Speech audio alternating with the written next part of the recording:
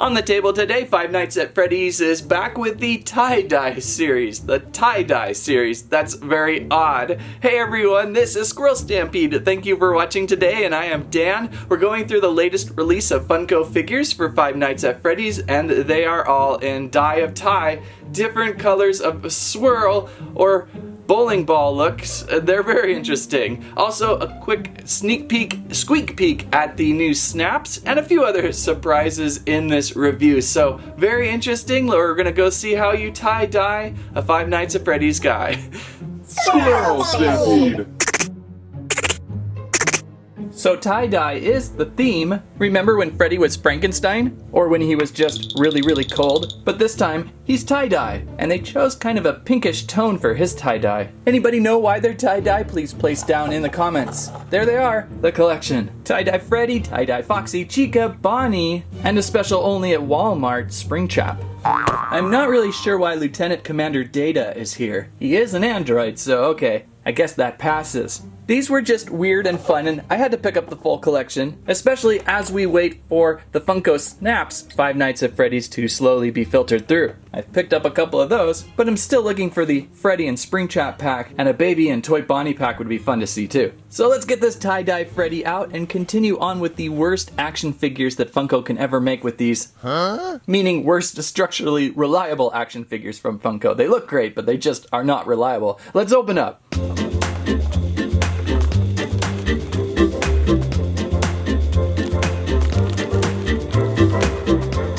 And out of box. Can you get up okay, Freddy?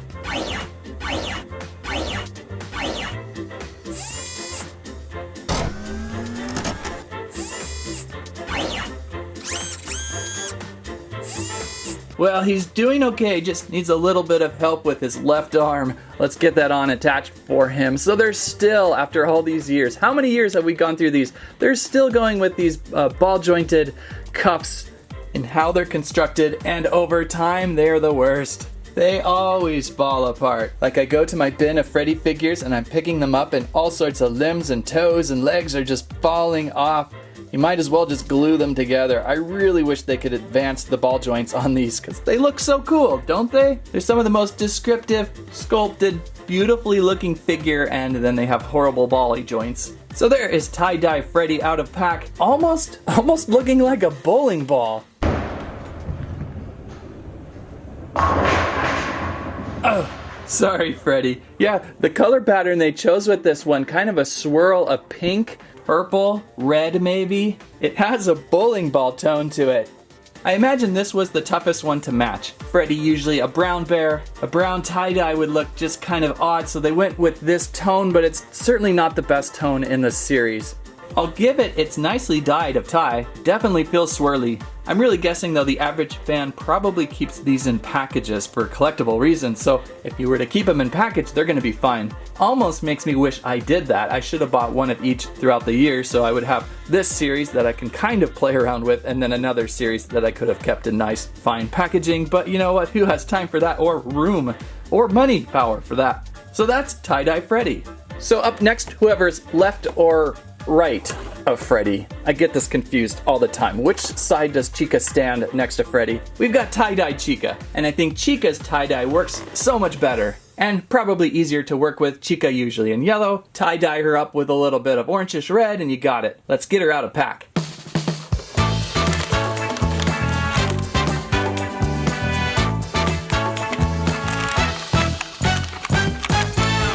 Oh, have mercy on poor tie-dye Chica. The leg bone's connected to the hip bone. The wing bone's connected to the shoulder bone. The foot bone's connected to the shoulder bone. No, leg. Oh, we're missing a segment. That's the name of the song. So there's Chica. And I'm sure the team would have sang that song so much better at the FNAF stage. There we go. There's Chica out. Definitely looking a little bit better. Almost a Big Bird tone for some reason I'm seeing out of this one. See if I can get her to hold the cupcake. Hang on here, hang on. There we go. So there we go, a Toy Chica's tie-dye. This one almost feels solar, like it's a sun or something, the way it's swirling about, very fiery. Also, in a way, kind of bowling ball-esque. I like how there's some different swirliness to them, like right here on the cheek, it's kind of like a whoosh, where over here it's like a whoosh, and over here it's like a whoosh. If you got that, you've been watching Squirrel Stampede for a long time. So over on the back here, oh, I see some package, some marking from the ink from the back of her sitting up against the package, but looking good. I really like what they did with Chica. I think this color pattern worked better. Now obviously in the series, each one has their own tie-dye theme color, but it's kind of too bad we couldn't have seen maybe a third radical different color, like had there been like a little tiny bit of green or something, or purple, just a tiny bit of tone to splash up the tie-dye even more on each one, like a really colorful tie-dye pattern. But what they're kind of going for is a theme for each one, and there's Tie-Dye Bonnie. Tie-Dye Bonnie also done extremely well with Chica because they match their main stage colors, the purple and the yellow. It's perfect. It's a perfect call out. It looks just about right, and they're fun visually to look at. I always like looking at Bonnie. I wish Bonnie would come with a guitar or something. They're always cheapening up on the guitar accessory thing deal. Let's get Bonnie out a pack.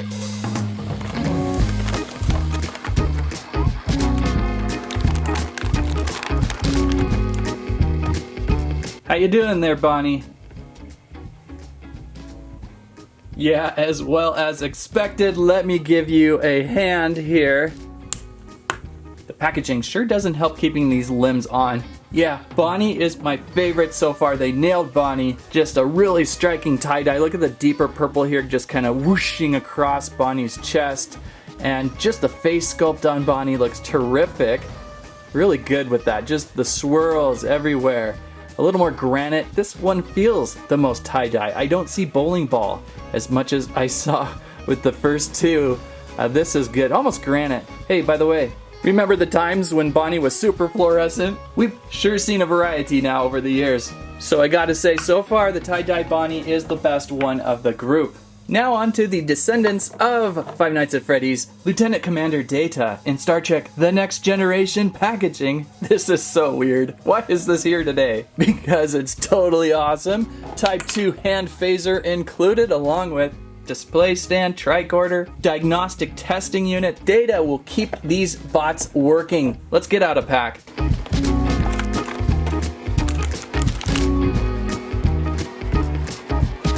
And out of pack Commander Data. So I used to be a huge Star Trek Playmates collector. I had several of these figures. Mid-90s was a time of collecting these. And now they're back with crazy retro packaging. It's just like you would see back in the day. And then they've modernized the figures a little bit. I gotta say, I loved the classic look of the 90s figures because they couldn't go full realistic back then. And so what they did is they kind of cartoonized the face. They took the best proportions and made these incredible face sculpts.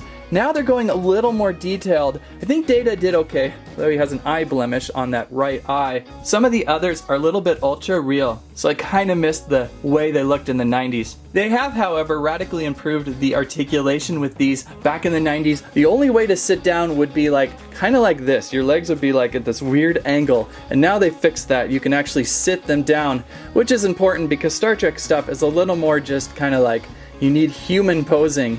And we've got, you know, hinges on the arms and elbows and wrists and head rotation.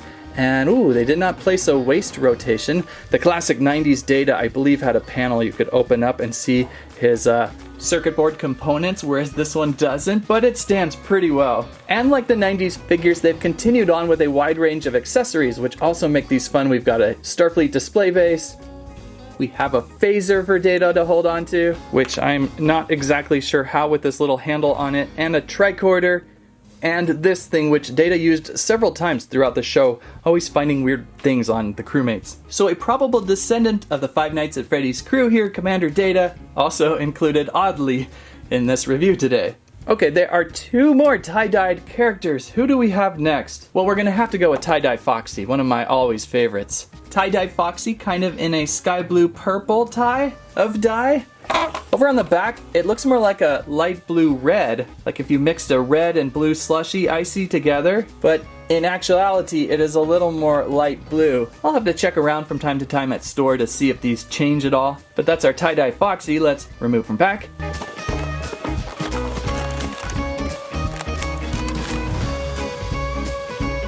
Tie-Dye Foxy, probably the most forgiving out of pack, only one loss of elbow, but there we go, Tie-Dye Foxy in kind of this hard to see light blue and a little bit darkish, reddish, maroonish purple going through.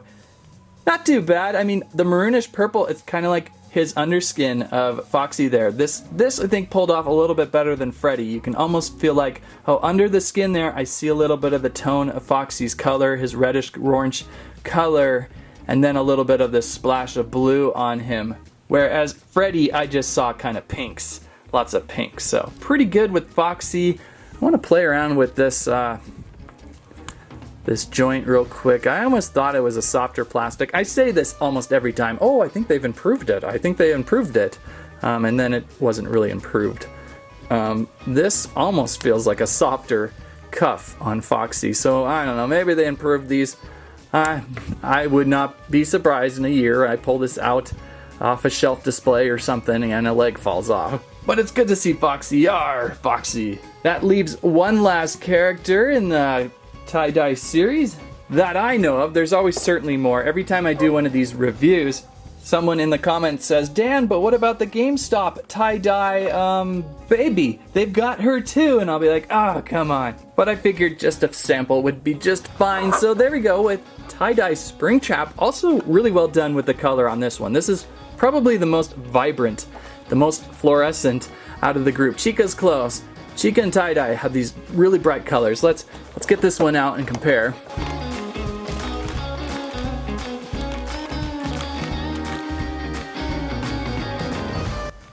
Springtrap just has the most ugliest looking face, almost ugly Sonic-like. Those teeth.